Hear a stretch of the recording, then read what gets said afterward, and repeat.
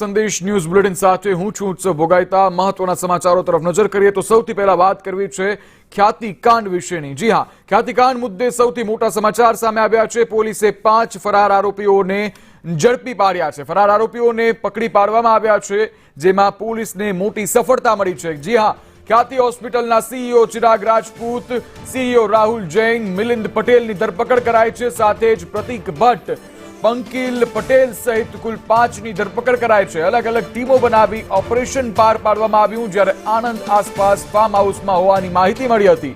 આરોપીઓ પોલીસ પકડથી બચવા માટે સિમ કાર્ડ બંધ કરી રાખેલા હતા, જ્યારે રેગ્યુલર સિમ કાર્ડ આરોપીઓએ બંધ કર્યાનો ખુલાસો થયો છે।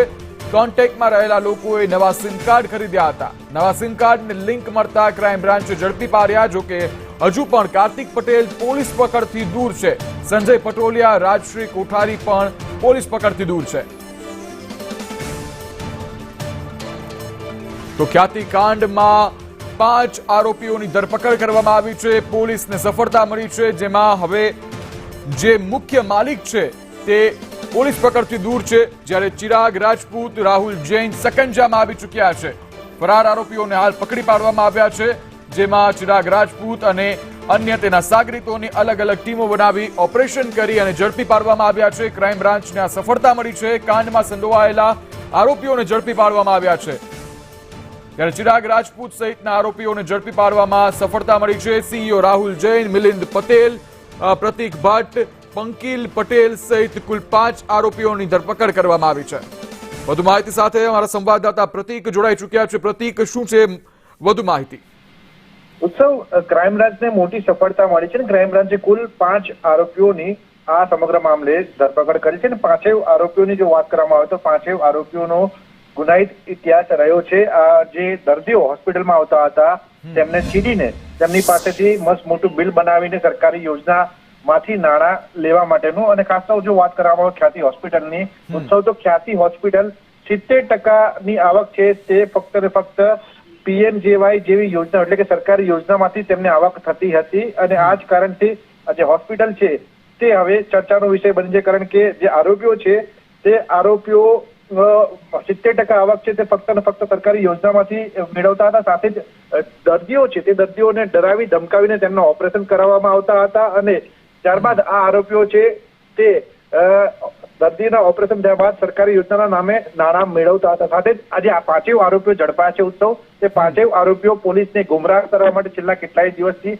અલગ અલગ જગ્યા ઉપરથી ફરતા હતા, અને હાલ તેમનું જે લોકેશન છે તે પોલીસને એક આરોપી જે રાહુલ જૈન છે તે રાજસ્થાન ઉદયપુરમાંથી ઝડપાયો છે, ત્યારે અન્ય જે 4 આરોપીઓ છે તે ખેડા પાસે આવેલા એક ગામના ફાર્મમાં રોકાયેલા હતા તેમ મળી આવે છે। અને આરોપીઓ છે તે પોલીસથી બચવા માટે ખાસ તો અલગ અલગ ટેકનિકો વાપરતા હતા, જેમ કે આરોપીઓ છે તે ચાઇનીઝ અને રશિયન એપ્લિકેશન વાપરતા હતા, જેથી કરીને આરોપીઓ છે તે પોલીસ તેમની ભાળ ન મેળવી શકે। તેમજ આરોપીઓ જ્યારે ફરિયાદ દાખલ થઈ ત્યારથી જ આરોપીઓ ફરાર હતા, અને તેમનો પોતાનો મોબાઈલ ફોન છે તે તેમના દ્વારા બંધ કરી દેવામાં આવ્યો હતો, જેથી કરીને પોલીસ તેમના સુધી પહોંચી ન શકે।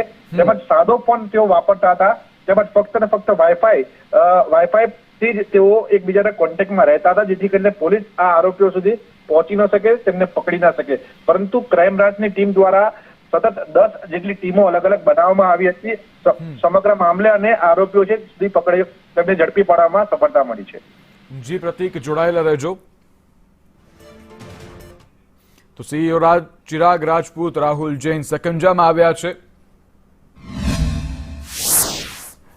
ત્યારે હાલ આ દ્રશ્યો જે છે તે જોઈ શકાય છે। પહેલાના દ્રશ્યો છે કે જેમાં મોતના સોદાગર જે છે તે અટહાસ્ય કરતો જોવા મળી રહ્યો છે, ત્યારબાદ હાલ ગમગીન બહરૂપી જોવા મળી રહ્યો છે, કારણ કે જ્યારે પ્રેસ અને મીડિયા તેની જોડે સવાલ કરી રહ્યા હતા, લોકોના જીવને લઈને, કિંમતી જીવ ગયા તેને લઈને વાત કરી રહ્યા હતા, ત્યારે હસતો ફરતો જોવા મળ્યો હતો આરોપી। જો કે હાલ પોલીસ પકડથી બચી ન શક્યો, જ્યારે માસ્ટર માઇન્ડ નીકળ્યા છે આ બહરૂપિયાઓ, કારણ કે તેઓએ અલગ અલગ જગ્યાએ છુપાયા અને અલગ અલગ ચાઇનીઝ એપ્લિકેશનનો ઉપયોગ કરી સંપર્કમાં રહેતા હતા પોલીસથી બચવા માટે। સાથે જ જે રીતે પોલીસ કોન્ફરન્સ કરવામાં આવી હતી તેમાં તંત્ર દ્વારા જણાવવામાં આવ્યું છે કે આ લોકોએ આગોતરા જામીન માટે છુપાયેલા હોવાનું સામે આવી રહ્યું છે, જેના કારણે તેઓને તરત જ જામીન મળી શકે।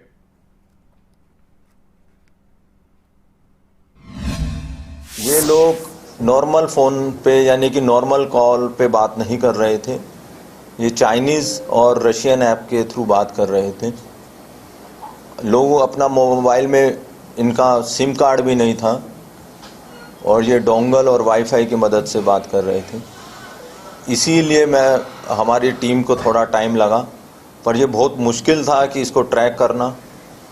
परंतु मैं जैसा बता रहा था कि हमारे डीसीपी क्राइम काफ़ी टेक सेवी हैं और उन्होंने साइबर एक्सपर्ट की मदद से इसको ट्रैक भी कराया, इसको लोकेट भी कराया और कल टोटल 8 टीम अलग अलग दिशा में रेड की और कल आज अर्ली मॉर्निंग में एक आरोपी राहुल जैन राजस्थान उदयपुर से मिला और बाकी जो 4 आरोपी हैं वो खेड़ा का जो कप्पड़वंश तालुका है उसका उकरेडी मुवाड़ा का गांव का नाम है।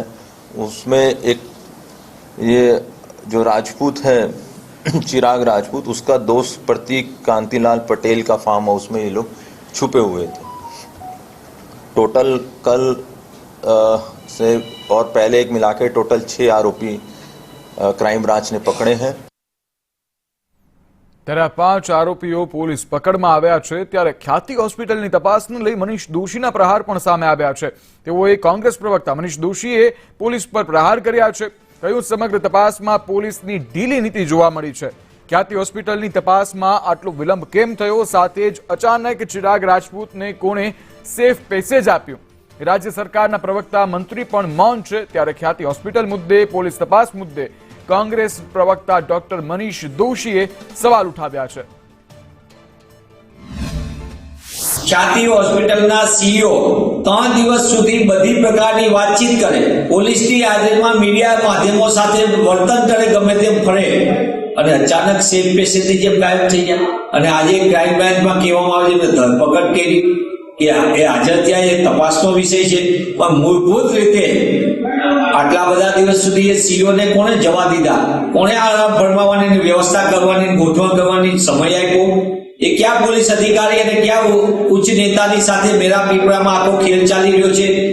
પિક્ચરની સ્ક્રિપ્ટની જેમ આરોપીઓ હાજર થાય, પિક્ચરની સ્ક્રિપ્ટની જેમ આખું લખાણ પ્રમાણે કામ થાય, આ કાંડ અને કૌભાંડીઓને બચાવવા